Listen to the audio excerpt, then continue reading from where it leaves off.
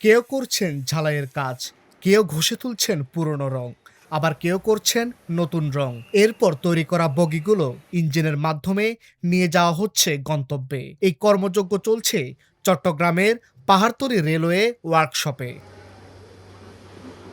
ঈদযাত্রার জন্য প্রতিবার ঈদে ৮০ থেকে ৯০টি ট্রেনের বগি মেরামত করে রেলওয়ের বহরে যুক্ত করলেও এবার লক্ষ্য নেওয়া হচ্ছে জরাজীর্ণ ১১৫টি বগি মেরামতের।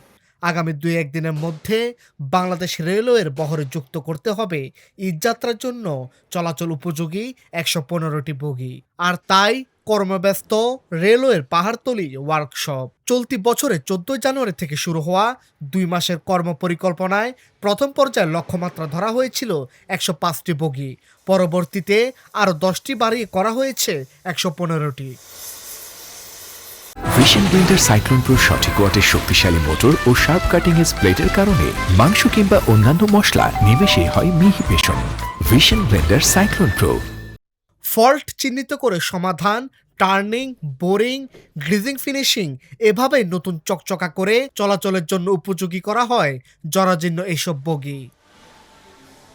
বগি যে মেরামতের বিষয়, এই যেহাতে মনে করেন যে আমরা বাংলাদেশ রেলওয়েতে পাহাড়তলী কারখানায় এখানে এই আপনার শুধু মেরামতের কাজগুলোই হয়। বগি ধরে আপনার বগি হতে ধরে সিট ধরে, তারপরে ফ্যান, তারপরে আপনার লাইট, ছাদ, মানে কোথাও ফাটা চিরা ওগুলো আছে কিনা এই সমস্ত কিছু মেরামত করে আমরা এইগুলা এখান থেকে আমরা ছাড়ি আর কি। এখান থেকে আমরা বগি এখান থেকে এগুলা সব ঠিকঠাক করার পরে তারপর ওয়াশফিটে যায়, ওয়াশফিটে ওটা করে তারপরে ইয়াতে যায়।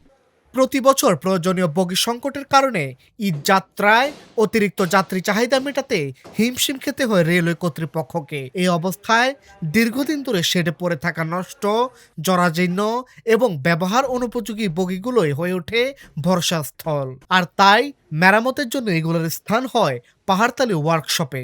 আগামী ১৩ মাস থেকে শুরু হবে রেলওয়ের ঈদযাত্রা, আর এবার ভিন্ন রুটে চলবে ৫ জোড়া বিশেষ ট্রেন।